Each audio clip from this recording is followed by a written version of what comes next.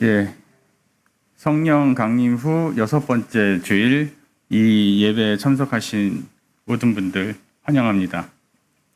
원래 김희연 목사님께서 인도를 하셔야 되는데 어제 아침에 그 집을 나오시면서 운동화를 이렇게 퀴어 퍼레이드 오후에 있는 행사를 생각을 해서 운동화를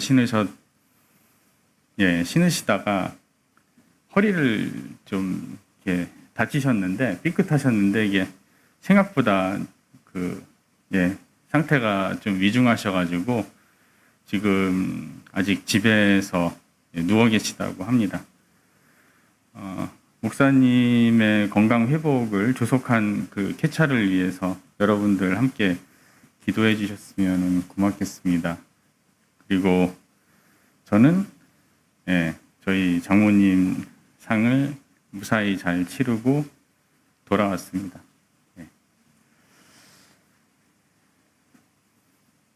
다 같이 직물림 3번 들으시면서 생명과 정의와 평화의 하나님의 임재하심을 기다리도록 하겠습니다.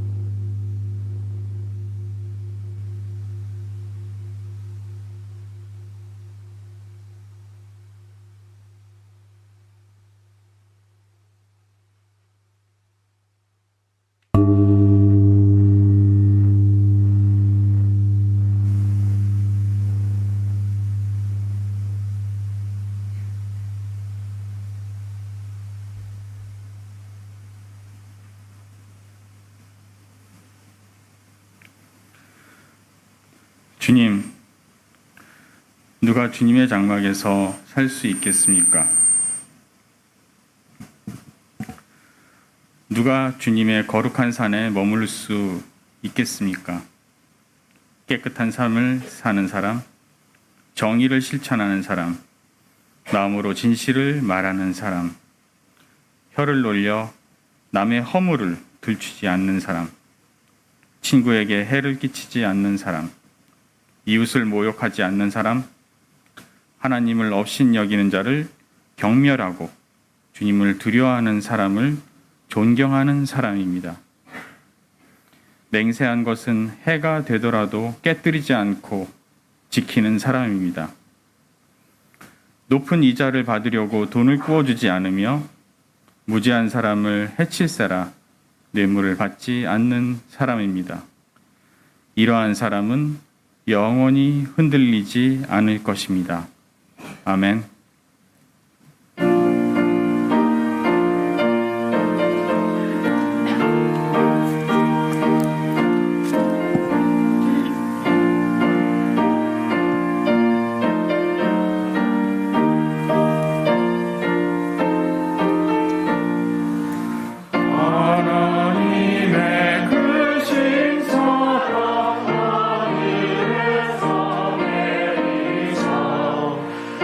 우리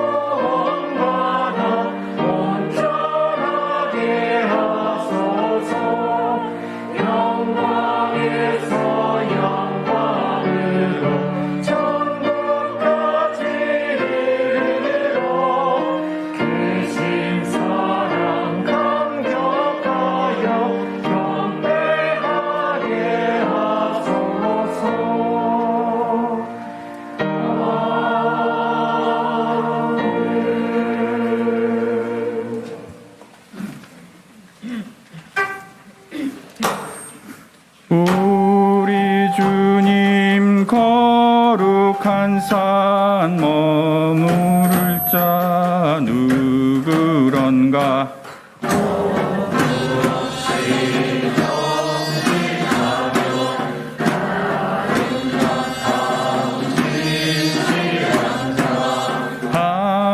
하나님을 경외하는 신실한 자 존경하며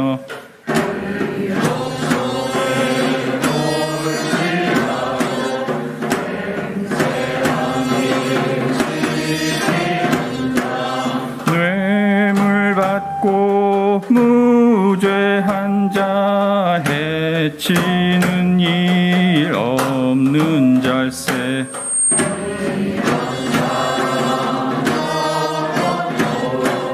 흔들리지 아니하네.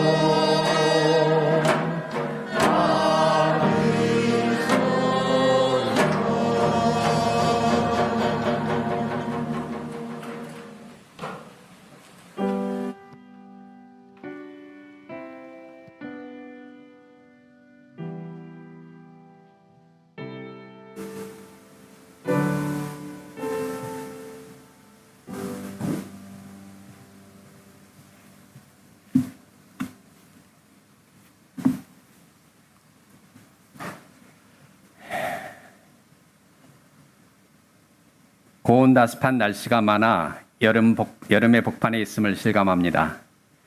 그렇지만 내년에 맞이할 여름의 예배는 오늘과 다를 것임을 알기에 다소 불편하고 여러 가지 일이 많은 환경이지만 기쁜 마음으로 모여 오늘도 주일 예배를 드릴 수 있게 하심을 감사드립니다. 2년 이상 끌어온 코로나의 재앙이 끝나기를 기대했지만 오히려 재확산이 시작되었습니다. 기대가 큰 만큼 실망도 큰 상황입니다. 이번 고비도 우리 향림교우 모두 잘 넘길 수 있도록 지켜주시고 국가적으로도 지금까지와 같이 큰 혼란 없이 넘길 수 있도록 하여 주옵소서. 지난 시절과 달리 이제는 경제가 매우 어려운 상황에 빠져들고 있습니다. 높은 인플레이션은 알게 모르게 모든 국민들의 생활을 어렵게 만들고 있으며 이에 대응하기 위해 높인 기준금리와 그에 따른 이자율의 상승은 그렇지 않아도 코로나로 인하여 빈사 상태에 많은 빚을 진 영세 자영업자들을 더욱 궁지로 몰아넣고 있습니다. 무료 급식소에는 사람들이 점차 늘고 있고 폐지를 줍는 사람들도 늘어나 서로 경쟁하게 되면서 그것마저 어려운 생활에 도움이 되지 못하고 있다고 합니다. 코로나의 고통은 어느 정도 평등했지만 경기 침체의 고통은 경제적 약자에게 집중되고 있습니다. 이들을 구하여 주옵소서. 민생을 살피는 윤석열 정부의 국가적 책임이 점점 소홀해지는 것은 아닌지 걱정이 됩니다. 상식과 공정을 기치로 정권을 차지하였지만 문제 많은 장관 인사와 청와대 실무자 채용, 헌법을 무시한 행안부 경찰국 신설, 가중되는 물가 불안과 경기 침체에 대한 부실 대응 등 그들이 주장했던 내용과는 동떨어진 모습으로 정권 초기부터 지지율이 급락하고 있습니다. 정권을 차지하는 능력만 있고 국가를 이끌어 나가는 능력은 없는 것이 아닌지 의심스럽습니다. 위정자들의 무능력은 결국 국민들이 감당해야 하는 고난으로 끝을 맺기에 위기 속으로 빠져들고 있는 나라의 미래를 근심하며 당신께서 지켜주시기를 간절히 바라옵니다. 러시아와 우크라이나의 전쟁은 세상을 더욱 어렵게 하고 있습니다. 전쟁을 통해 문제를 해결할 수 없음을 수많은 역사에서 보여주지만 오늘날에도 전쟁은 계속되고 있습니다. 빗발치는 총탄과 멀리 떨어져 있기에 전장의 참혹함을 느낄 수 없고 그들이 수출하던 곡물이 끊겨 5천만 명 이상의 지구촌 사람들이 굶주림으로 고통받고 있다고 하는데 볼 수 없는 곳에서 벌어지는 일이라서 우리는 느낄 수가 없습니다. 자연재해로 수많은 동식물이 죽어가고 있지만 환경을 파괴한 인류의 한 개체로서 느끼는 책임감은 너무나 작습니다. 우리가 맞닥뜨린 문제들은 너무나 크고 엄중하지만 우리 개개인들은 너무 미약합니다. 몽골에 나무를 심는데 작은 정성을 보태고 건물을 짓는데 환경을 고려하고 유기농 농산물을 소비함으로 생산 체계가 유지될 수 있도록 하며 주변의 이웃이 어려운 일은 없는지 간간히 안부를 확인합니다만 맞닥뜨린 문제를 해결하기에는 많이 부족합니다. 예수께서 지고 가신 십자가를 보며 우리 한 사람 한 사람의 그리스도인들이 시대가 요청하는 진정한 이웃이 되는 날을 꿈꿔봅니다. 광화문에 새로 짓는 교회에서 담대한 시도가 이루어지길 기대하며 우리 모두의 삶의 지평이 넓어질 수 있기를 기도합니다. 세상의 고통은 향년의 식구들도 피해가지 못하며 특별히 병중에 있는 교우들의 소식은 매우 안타깝게 합니다. 그분들이 얼마나 신실한 삶을 사셨는지 주님께서 아시오니 속히 병을 이기고 교회에 나와 같이 예배를 드리며 친교를 나눌 수 있도록 당신께서 치유의 은혜를 베풀어 주옵소서. 갑작스럽게 부상을 당한 김효 목사님을 대신해서 하늘 뜻을 펴는 김지봉 목사님을 통해서 당신께서 주시는 말씀을 듣고자 우리의 마음을 비우오니 하나님의 뜻으로 채워 주옵소서. 침묵 속에서 당신의 음성을 기다립니다.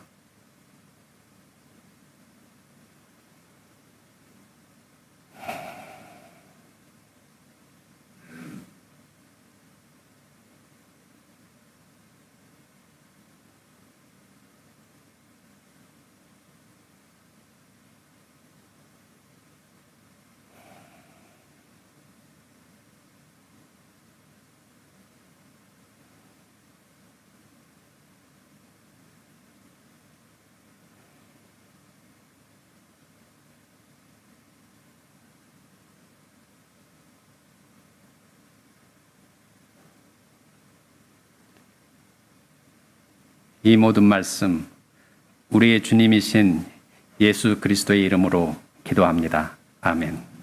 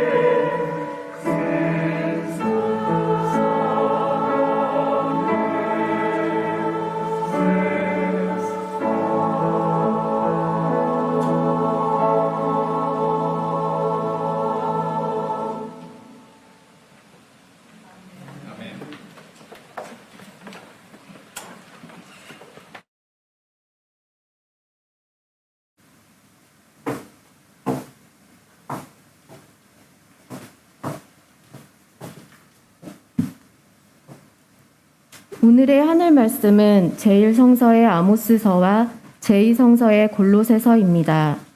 먼저 아모스서 8장 1절에서 12절 말씀을 읽겠습니다.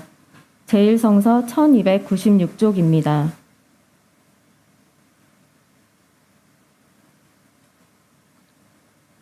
주 하나님이 나에게 다음과 같은 것을 보여주셨다. 보니 여름과일 한 광주리가 있었다. 주님께서 물으신다. 아모스야, 내가 무엇을 보느냐? 내가 대답하였다. 여름과일 한 광주리입니다. 주님께서 나에게 말씀하신다. 나의 백성 이스라엘이 끝장났다. 내가 이스라엘을 다시는 용서하지 않겠다. 그날이 오면 궁궐에서 부르는 노래가 통곡으로 바뀔 것이다. 주 하나님이 하시는 말씀이다. 수많은 시체가 온 땅에 널리고 아무 소리도 들리지 않을 것이다. 빈궁한 사람들을 짓밟고 이 땅에 가난한 사람을 망하게 하는 자들아, 이 말을 들어라. 기껏 한다는 말이 초하루 축제가 언제 지나서 우리가 곡식을 팔 수 있을까? 안식일이 언제 지나서 우리가 밀을 낼 수 있을까? 되는 줄이고 추는 느리면서 가짜 저울로 속이자. 헐값에 가난한 사람들을 사고 신 한 켤레 값으로 빈궁한 사람들을 사자. 찌꺼기 밀가지도 팔아먹자 하는구나. 주님께서 야곱의 자랑을 걸고 맹세하신다. 그들이 한 일 그 어느 것도 내가 두고두고 잊지 않겠다. 그들이 이렇게 죄를 지었는데 어찌 땅이 지진을 일으키지 않겠으며 어찌 땅 위에 사는 자들이 모두 통곡을 하지 않겠느냐. 온 땅이 강물처럼 솟아오르다가 이집트의 강물처럼 불어나다가 가라앉지 않겠느냐. 나 주 하나님이 하는 말이다. 그날에는 내가 대낮에 해가 지게 하고 한낮에 땅을 캄캄하게 하겠다.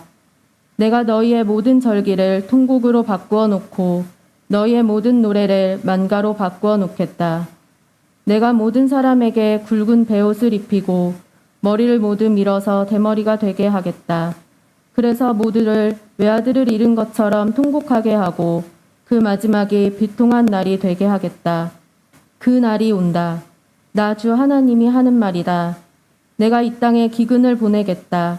사람들이 배고파 하겠지만 그것은 밥이 없어서 겪는 배고픔이 아니다. 사람들이 목말라 하겠지만 그것은 물이 없어서 겪는 목마름이 아니다. 주의 말씀을 듣지 못하여서 사람들이 굶주리고 목말라 할 것이다. 그때에는 사람들이 주의 말씀을 찾으려고 이 바다에서 저 바다로 헤매고 북쪽에서 동쪽으로 떠돌아다녀도 그 말씀을 찾지 못할 것이다. 이어서 골로새서 1장 15절에서 28절 말씀을 읽겠습니다. 제2성서 344쪽입니다.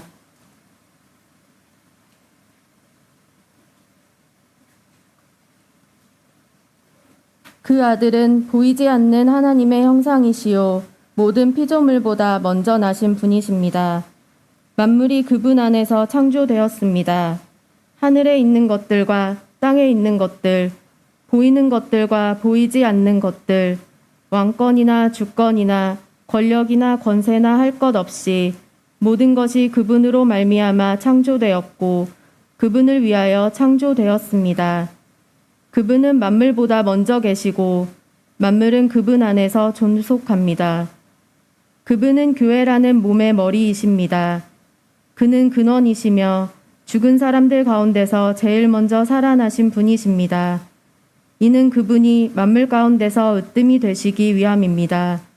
하나님께서는 그분의 안에 모든 충만함을 머무르게 하시기를 기뻐하시고 그분의 십자가의 피로 평화를 이루셔서 그분으로 말미암아 만물을 곧 땅에 있는 것들이나 하늘에 있는 것들이나 다 자기와 기꺼이 화해시켰습니다. 전에 여러분은 악한 일로 하나님을 멀리 떠나 있었고 마음으로 하나님과 원수가 되어 있었습니다. 그러나 지금은 하나님께서 그리스도의 죽으심을 통하여 그분의 육신의 몸으로 여러분과 화해하셔서 여러분을 거룩하고 흠이 없고 책망할 것이 없는 사람으로 자기 앞에 내세우셨습니다. 그러므로 여러분은 믿음에 튼튼히 털을 잡아 굳건히 서 있어야 하며 여러분이 들은 복음의 소망에서 떠나지 말아야 합니다. 이 복음은 하늘 아래 있는 모든 피조물에게 전파되었으며 나 바울은 이 복음의 일꾼이 되었습니다. 이제 나는 여러분을 위하여 고난을 받는 것을 기쁘게 여기고 있으며 그리스도의 남은 고난을 그분의 몸, 곧 교회를 위하여 내 육신으로 채워가고 있습니다. 나는 하나님께서 여러분을 위하여 하나님의 말씀을 남김없이 전파하게 하시려고 내게 맡기신 사명을 따라 교회의 일꾼이 되었습니다. 이 비밀은 영원 전부터 모든 세대에게 감추어져 있었는데 지금은 그 성도들에게 드러났습니다. 하나님께서는 이방 사람 가운데 나타난 이 비밀의 영광이 얼마나 풍성한지를 성도들에게 알리려고 하셨습니다. 이 비밀은 여러분 안에 계신 그리스도요, 곧 영광의 소망입니다. 우리는 이 그리스도를 전합니다. 우리는 모든 사람을 그리스도 안에서 온전한 사람으로 세우기 위하여 모든 사람에게 권하며 지혜를 다하여 모든 사람을 가르칩니다. 다 함께 아모스서 8편 11절 말씀을 읽겠습니다. 그날이 온다. 나 주 하나님이 하는 말이다. 내가 이 땅에 기근을 보내겠다. 사람들이 배고파 하겠지만 그것은 밥이 없어서 겪는 배고픔이 아니다. 사람들이 목말라 하겠지만 그것은 물이 없어서 겪는 목마름이 아니다. 주의 말씀을 듣지 못하여서 사람들이 굶주리고 목말라 할 것이다. 이 말씀으로 귀한 깨달음과 결단이 있으시기를 바랍니다.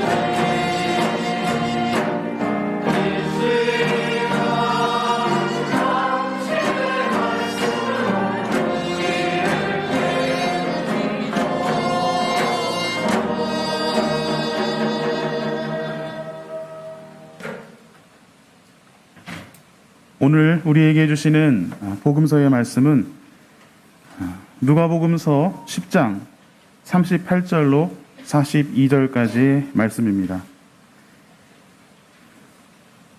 제가 읽도록 하겠습니다. 가능하신 분은 일어서셔서 말씀을 들으시기를 바랍니다. 그들이 길을 가다가 예수께서 어떤 마을에 들어가셨다. 마르다라고 하는 여자가 예수를 자기 집으로 모셔드렸다. 이 여자에게 마리아라고 하는 동생이 있었는데 마리아는 주님의 발 곁에 앉아서 말씀을 듣고 있었다. 그러나 마르다는 여러 가지 접대하는 일로 분주하였다. 그래서 마르다가 예수께 와서 말하였다. 주님, 내 동생이 나 혼자 일하게 두는 것을 아무렇지 않게 생각하십니까? 가서 거들어 주라고 내 동생에게 말씀해 주십시오. 그러나 주님께서는 마르다에게 대답하셨다. 마르다야, 마르다야, 너는 많은 일로 염려하며 들떠 있다. 그러나 주님의 일은 많지 않거나 하나뿐이다. 마리아는 좋은 몫을 택하였다. 그러니 아무도 그것을 그에게서 빼앗지 못할 것이다. 이는 주님의 말씀입니다. 주님 감사합니다. 마음에 새겨 행하겠습니다.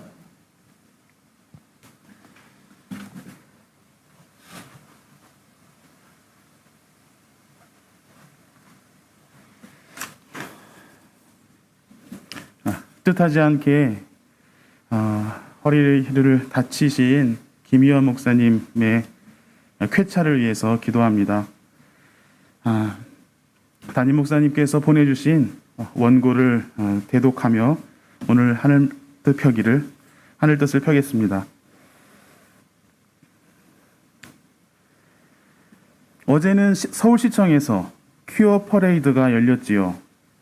벌써 23번째라고 하는데 아직 우리 사회에서는 퀴어 문화가 낯설게 느껴집니다.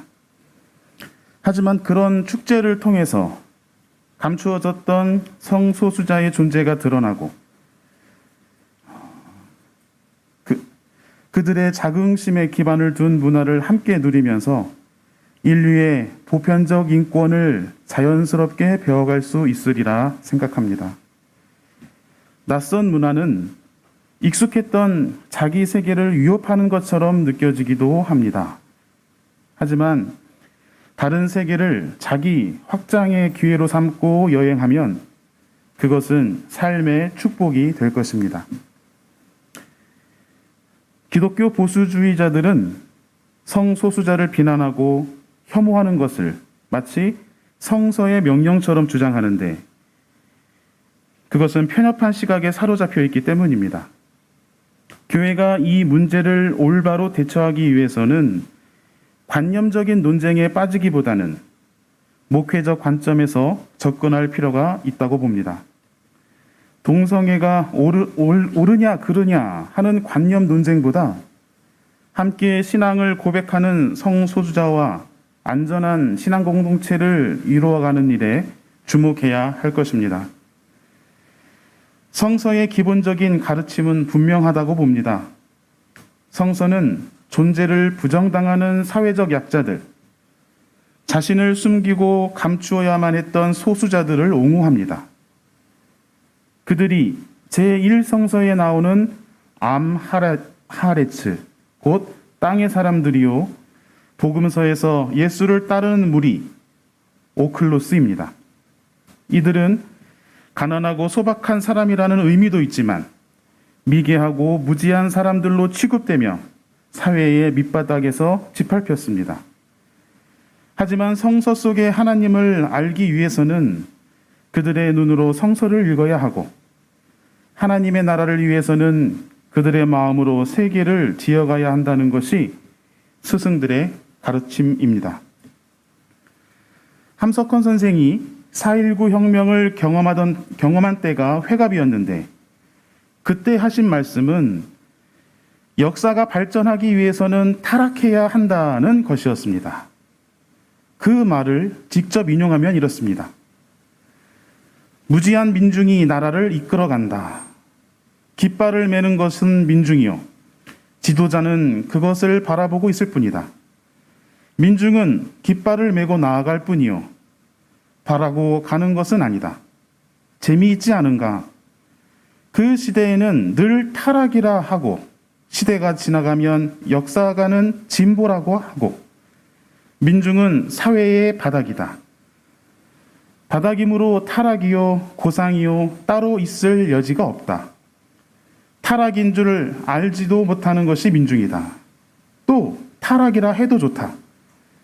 역사는 발전하기 위해 타락한다. 가지 끝에 아름다운 열매가 새 숲이 되려면 떨어져야지. 타락해야지. 하늘에서 이루어진 뜻이 땅에서도 이루어지려면 하나님이 마굿간에서 탄생한다.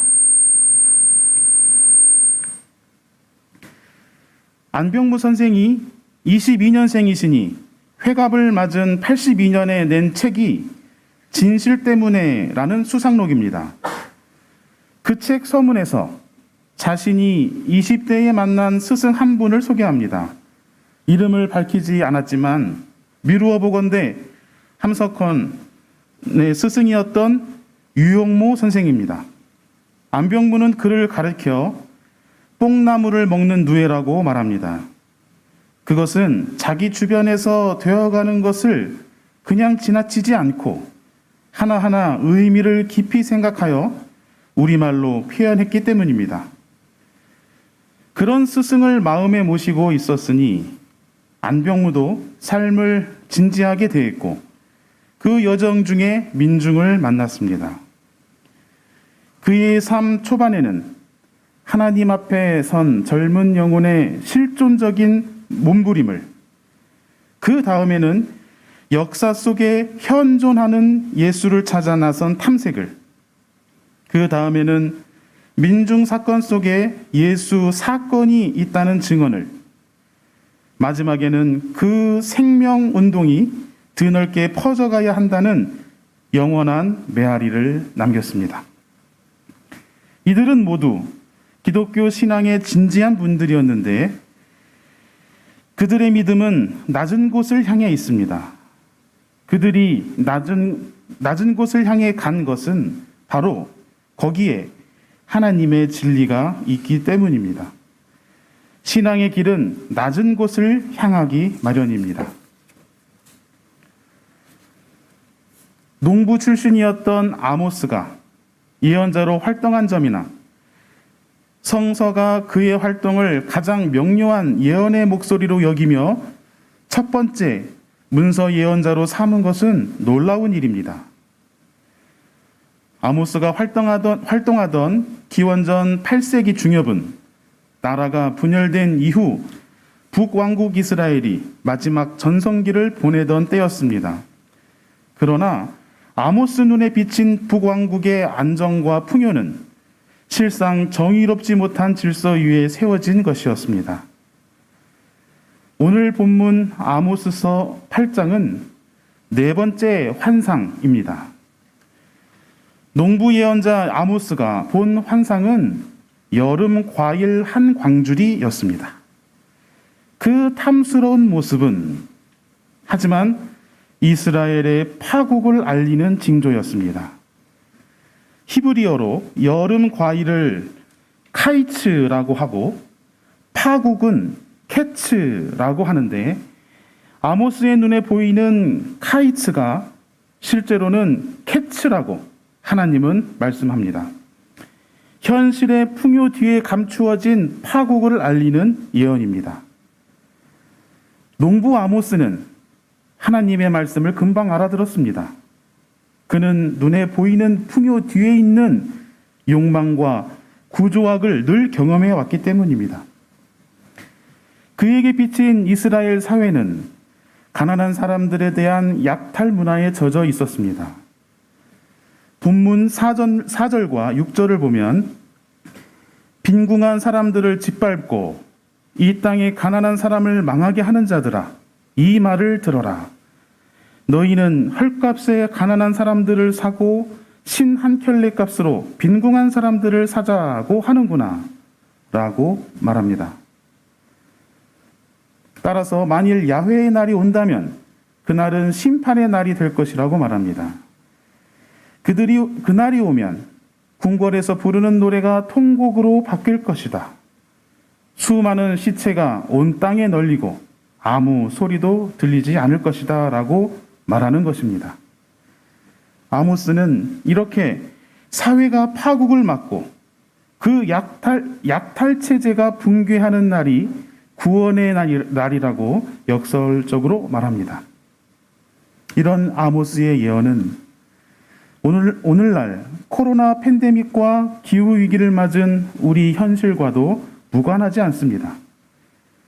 우리 세계는 위기 경험을 하면서도 여전히 더 큰 욕망과 더 높은 성장을 추구하고 있는데 우리가 사는 지구별은 그것을 감당하지 못하여 더욱 큰 재앙으로 응답하고 있습니다. 그렇다면 이런 소비 문명의 파국이 오히려 지구별 생명체의 구원이 아니겠습니까? 우리에게 필요한 말씀은 오래전 아모스가 외친 말씀입니다. 우리가 함께 읽은 11절은 이렇게 말합니다. 사람들이 배고파 하겠지만 그것은 밥이 없어서 겪는 배고픔이 아니다. 사람들이 목말라 하겠지만 그것은 물이 없어서 겪는 목마름이 아니다. 주의 말씀을 듣지 못해서 사람들이 굶주리고 목말라 할 것이다. 이 예언은 성경이 가르치는 기본 정신입니다. 그 옛날 광야를 지나던 출애굽 백성들이 하늘에서 내려온 만나를 먹었던 것은 단순히 육체적인 배고픔을 해결하는 것만은 아니었습니다. 훗날 신명기서는 그 의미를 다음과 같이 말합니다. 주님께서 당신들을 낮추시고 굶기시다가 만나를 먹이셨는데 그것은 사람이 먹는 것으로만 사는 것이 아니라 주님의 입에서 나오는 말씀으로 산다는 것을 알려주시려는 것이었습니다. 우리는 배고파하지만 그것은 밥이 없어서 겪는 배고픔이 아니요 우리가 목말라 하지만 그것은 물이 없어서 겪는 목마름이 아니다. 아모스의 이 예언은 묵직한 화두가 되어 남습니다. 누가복음서 본문은 마르다와 마리아 자매의 이야기입니다. 언니 마르다는 다른 사람들을 잘 돌보는 사람으로서 예수님을 모시고 대접하는 일을 열심히 했습니다. 동생 마리아는 일하지 않고 예수의 곁에 앉아 말씀을 들었습니다. 분주한 언니 눈에 일하지 않는 동생이 괘씸해 보였습니다. 그래서 마르다는 예수님에게 불평합니다. 주님, 내 동생이 나 혼자 일하게 두는 것을 아무렇지 않게 생각하십니까? 가서 거들어 주라고 내 동생에게 말씀해 주십시오. 그런데 예수님은 동생 마리아의 편을 들면서 마르다를 타이릅니다. 마르다야, 너는 많은 일로 염려하고 들떠 있다. 하지만 필요한 것은 많지 않다. 마리아는 좋은 것을 택하였다. 그러니 아무도 그것을 빼앗지 못할 것이다. 예수의 이 말씀은 마르다의 성실한 행동에 대한 비난이라기보다는 삶에서 무엇에 주목해야 하는지에 관한 교훈입니다. 마리아는 좋은 것을 택했습니다. 그것은 아모스의 말처럼 밥과 물이 없어서 생긴 그런 허기와 기갈이 아니라 하나님의 말씀을 향한 배고픔과 목마름의 문제에 주목한 것입니다. 이 이야기는 듣는 사람들이 자신을 되돌아보게 합니다. 무엇을 잡으려고 하는가? 무엇 때문에 번민하는가? 하고 묻습니다. 어쩌면 산다는 것은 늘 불안한 일입니다. 그것이 보화를 쌓기 위해 더 큰 창고를 지어가는 이유일지도 모릅니다. 성서는 그런 삶을 어리석은 삶이라 하지만 인류는 대체로 그렇게 살아왔습니다. 하지만 우리는 다시 오래된 물음 앞에 서게 됩니다. 욕망이 이끄는 삶을 살 것인가? 믿음이 이끄는 삶을 살 것인가를 묻는 것입니다.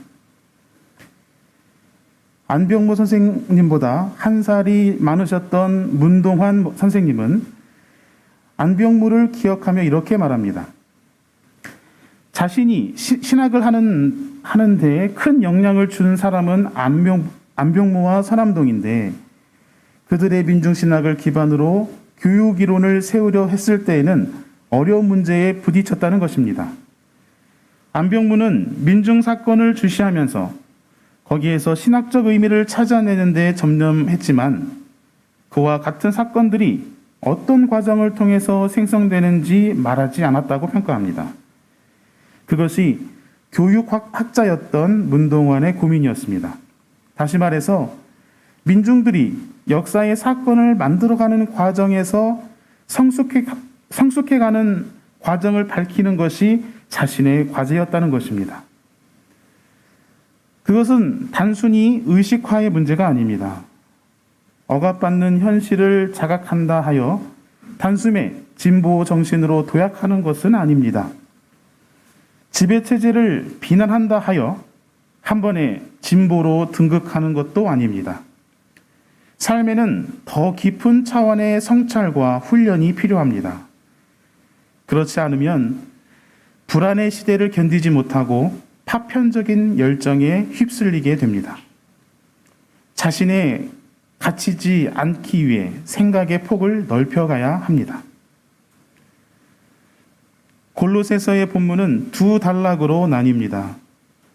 먼저 그리스도 찬가로 알려진 신학적 진술이 나오고 이 진술에 기초하여 골로새 교회 성도들을 향한 바울의 권면과 고백이 이어집니다. 그리스도 찬가로 알려진 15절에서 20절은 어떤 사실에 대한 설명이라기보다는 사색 끝에 도달한 신학적인 진술입니다. 여기서 그리스도는 갈릴리에 살았던 한 사나이에게 붙여진 칭호가 아니라 세계를 이해하는 열쇠가 되는 우주론적 상징입니다. 16절, 17절은 이렇게 말합니다. 만물이 그분 안에서 창조되었습니다. 하늘에 있는 것들과 땅에 있는 것들, 보이는 것들과 보이지 않는 것들, 왕권이나 주권이나 권력이나 권세나 할 것 없이 모든 것이 그분으로 말미암아 창조되었고 그분을 위하여 창조되었습니다. 그분은 만물보다 먼저 계시고 만물은 그분 안에서 존속합니다.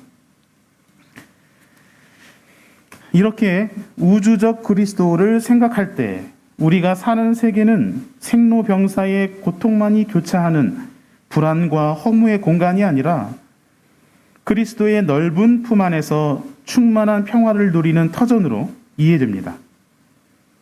그리고 이렇게 우주론으로 확장된 믿음에 기초하여 교회와 신앙인의 삶이 새롭게 모색됩니다. 하나님과 원수가 되어 사는 삶이 아니라 그분과 화해를 이루고 새로운 존재가 되어 사는 삶입니다. 그렇게 새롭게 지어진 삶으로서 그리스도를 증언하는 것이 교회입니다. 신앙생활에서 가장 중요한 일은 그리스도를 통해 새로운 존재가 되는 것입니다. 새로운 존재란 하나님의 뜻을 향해 배고프고 목말라 하는 사람입니다. 그리스도를 마음에 모시고 그분 안에서 새롭게 지어지는 삶을 기뻐하는 것입니다. 그리스도는 질곡에 빠진 모든 생명의 고통과 희망에 연결됩니다. 그리스도는 모든 생명의 고통에 민감하시고 그 고통을 당신의 것으로 받아들여 십자가의 길을 걸으셨습니다. 그래서 피조물을 하나님과 화해하고 새로운 존재가 되도록 이끌었습니다. 그분을 향한 삶을 살아간 바울은 이렇게 고백합니다. 이제 나는 여러분을 위하여 고난을 받는 것을 기쁘게 여기고 있으며 그리스도의 남은 고난을 그분의 몸, 곧 교회를 위하여 내 육신으로 채워가고 있습니다. 바울의 이 고백은 모든 사람들의 심정을 대변하는 말입니다. 믿음의 사람은 현재의 고난이 그리스도의 진실을 드러내기 위한 진통이라면 기쁘게 여깁니다. 기약 없는 삶을 셈하면서 좌절하기보다는 그리스도의 몸된 공동체를 위해서 자기 육체에 그리스도의 남은 고난을 채우는 것을 기뻐합니다. 그 삶은 이스라엘이라는 이름 하나 얻기 위해 야복강에 씨름을 한 야곱과 같습니다. 따라서 분이엘의 아침 햇살이 비치기 전까지 외로운 길을 걸을 수밖에 없습니다. 그의 믿음을 위로해 줄 것은 하늘의 진실밖에 없지만 하늘의 진실이란 현실 세계에서는 절대 길들지 않으니 이 역사의 불행을 들여다보지 못하고 하늘의 진실이 현실에 이를 것으로 믿는 순진한 사람들은 자기 믿음보다 더 큰 슬픔에 빠지곤 합니다. 하지만 믿음의 길을 낮은 곳으로 잡고 걸어가는 사람, 그리스도의 남은 고난을 자기 육체에 채우는 사람, 하나님의 말씀을 목말라 사모하는 사람, 그들을 위로할 시인은 우리 역사에 늘 나타납니다. 그 시 한 편을 읽으며 말씀을 마칩니다. 눈을 결코 지평선 아래로 떨어뜨리지 마라. 내다봐라, 내다봐라. 까만 수평선 너머를 한없이 내다봐라. 눈이 시릴 때까지, 시다 못해 눈물이 괴일 때까지, 눈물이 괴다 못해 눈이 감길 때까지 내다봐. 그럼 별이 뵐 거다. 장차 시대를 말해주는 별이 보일 거다. 그럼 암만이 아니고 위다. 하늘이다. 내 길이 하늘에 있다. 잠시 침묵합시다.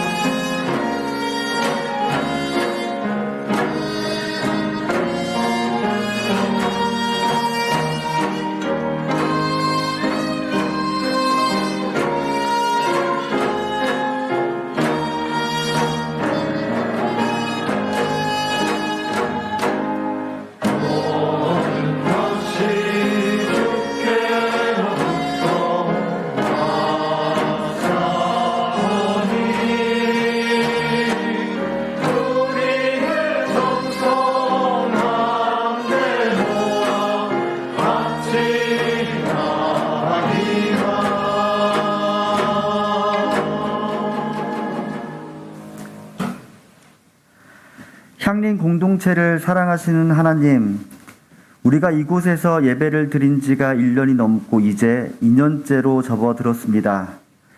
우리 공간이 아니기에 활동한 공간이나 편히 쉴 공간이 부족합니다. 그럼에도 이곳에 와서 예배를 드리는 분들이나 여러 가지 사정으로 온라인으로 참여하는 분들, 아마 모두 새로 만들어지는 예배당에서 함께 예배 드리는 날이 오기를 기다리고 있습니다. 우리는 건축 과정의 사진을 통해 교회가 지어지는 모습을 띄엄띄엄 보거나 앞으로 보겠지만 그 과정에서 일어나는 다양한 일들을 알지 못합니다. 그 과정에서 여러 일들을 해결하기 위해 애쓰시는 분들이 많이 있습니다. 우리가 그분들의 애씀을 기억하도록 해주세요. 지난 주말에는 청남 회원들이 향린 수양관에서 수련회 및 수양관의 여러 시설들을 깔끔하게 정리하셨다고 합니다. 그리고 그곳에서 이번 주말에는 어린이부 들살이가 진행됩니다. 너무나 고맙고 감사합니다. 그리고 함께 참여하지 못해서 너무나 미안합니다. 이렇게 교회 곳곳에서 드러나지 않지만 많은 분들이 자신의 일인 것처럼 열심히 봉사하고 있습니다.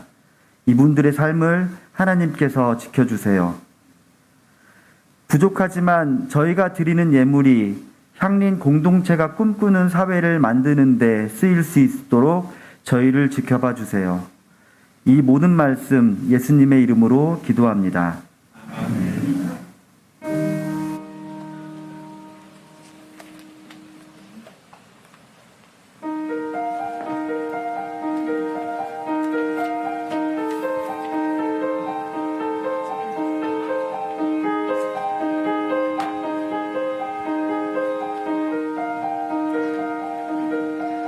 한동안 그대 곁에 시련이 오겠지요. 슬픔이 그대 곁을 떠나지 않겠지요. 주께서 남겨두신 마지막 고난의 길 기쁘게 살아가는 거룩한 사랑들 찬양합시다. 찬양합시다.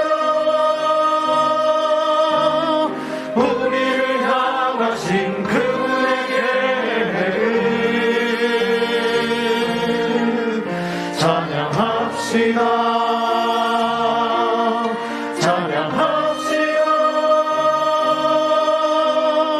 우리를 향하신 그분의 소망을 그대의 믿음을 맑게 하시려는 숨겨진 계획 속에 그대가 있습니다. 그대의 믿음은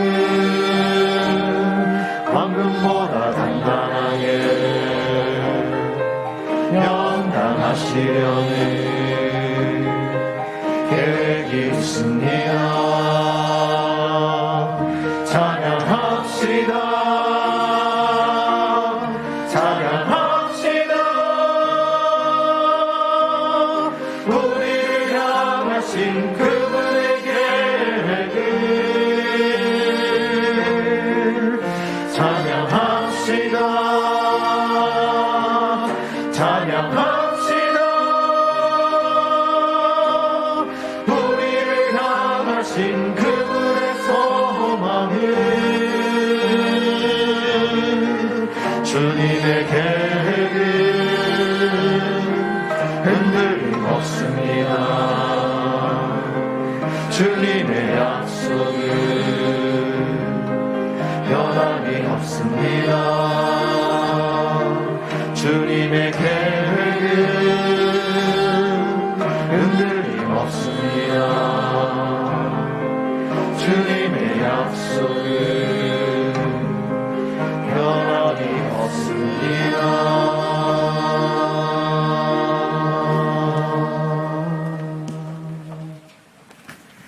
파송의 말씀을 전합니다. 풍요의 시대 이면에서 파국의 그림자를 본 예언자 아모스는 외칩니다. 너희들의 배고픔은 밥이 없어서 겪는 배고픔이 아니다. 너희들의 목마름은 물이 없어서 겪는 목마름이 아니다. 오늘 우리가 맞은 코로나 팬데믹과 기후위기의 시대는 새로운 삶을 요청합니다. 우리를 새롭게 하는 그리스도의 은총을 힘입어 그분의 남은 고난을 삶의 기쁨으로 채우며 살아갑시다. 함께 축복의 기도를 나눕니다. 주 예수 그리스도의 은총과 하나님의 사랑과 성령께서 이루어지시는 친교가 우리 가운데 영원토록 함께 있기를 주님의 이름으로 축원합니다. 아멘.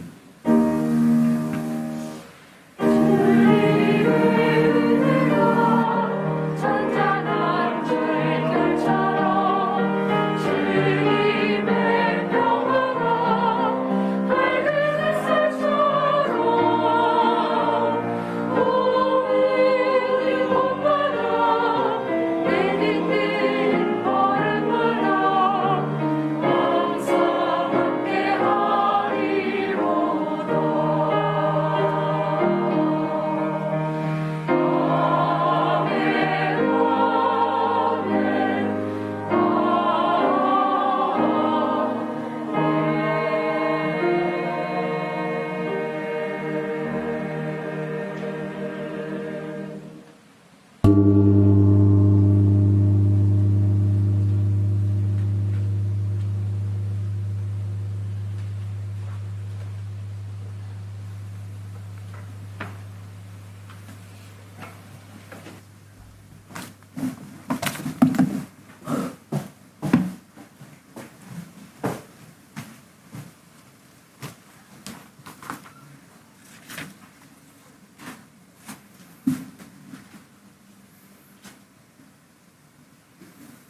예, 모두들 평안하십니까? 예.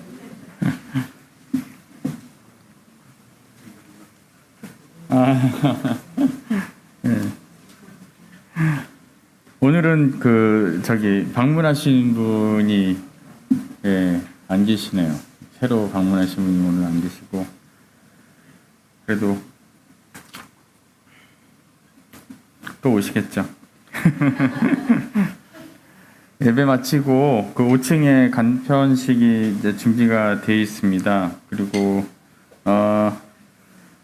이제 제 아내가 강력히 뭐 이렇게 얘기를 해가지고 떡을 조금 준비를 했습니다. 그래서 그 간편식 같이 하시면서 곁들여가지고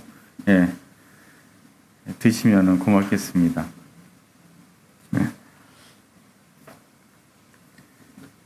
작년 남신도에 원래가 예배 직후에 4층 요 옆에 회의실에서 있고요. 이어서 5층에서 1시 반에 작년 남신도회와 희년 여신도회 간담회가 있습니다. 5층 회의실 1이네요. 제가 5층 회의실 2하고 2하고 헷갈려요. 그 두 개가 있는데, 1이 우리 식사하는데 옆인가요? 반대편인가요? 건너편. 그리고 향린 거리 좁히기 부서 충원 아이디어 공모 계속 접수 받고 있습니다. 이번 달 말까지. 들녘교회 농산물 계속 주문받고 있습니다. 이옥희 권사님께 문의해 주시면 되는데요.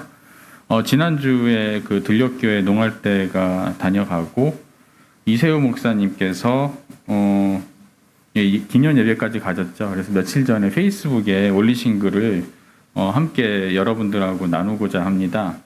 제가 읽을게요. 이세우 목사님께서 쓰신 글인데, 우루과이 라운드를 앞두고 농촌이 무너지는 것을 막기 위해 도시교회인 향린교회와 농촌교회인 들녘교회가 손을 맞잡고 자매결연을 맺은 지 27주년을 맞았고, 해마다 양 교회는 자매결연 기념주일을 정해 함께 모여 기념 예배를 드려왔는데, 최근 2년간은 코로나로 이를 갖지 못하다가 올해 다시 모여 7월 10일 기념주일을 지키게 되었다.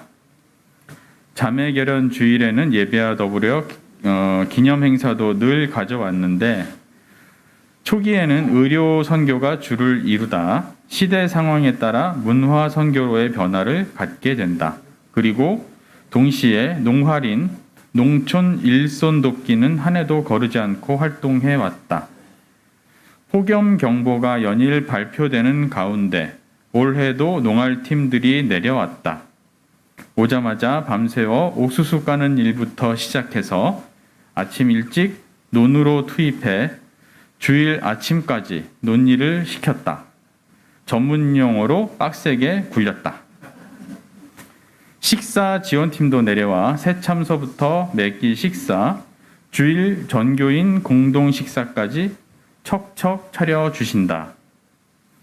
해마다 이렇게 비지땀을 흘리며 최선을 다했음에도 농촌의 현실은 조금도 나아지지 않았고 오히려 더 절망스럽다.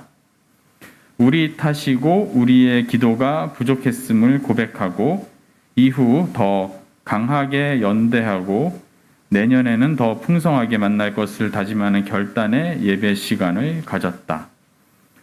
향인교회 늘 고맙고 감사드립니다. 농활팀들 욕 보셨습니다. 앞날에 좋은 일이 있기를 기도합니다. 예, 이렇게 페이스북에 올리셨고요. 주보 앞면에 농할 때 활동 사진이 뭐 2개가 보입니다. 예. 이렇게 열심히 가서 뭐 옥수수도 요번에는 이제 옥수수를 하시더라고요. 그래서 후련인의 옥수수인가요? 이세호 목사님께서 옥수수에 손을 대셔가지고 그것 때문에 좀 밤새도록 고생을 하셨다라고 수고가 많으셨다고 그렇게 합니다. 옥수수도 먹어야겠네요. 예, 옥수수 요번에 수확되는 거 어떻게 향기교회도 올라오나요? 이혁희 권사님? 예, 안 올라온답니다. 따로 인터넷으로 주문을 후련인의 옥수수를 이렇게 해야 되나 봅니다. 예.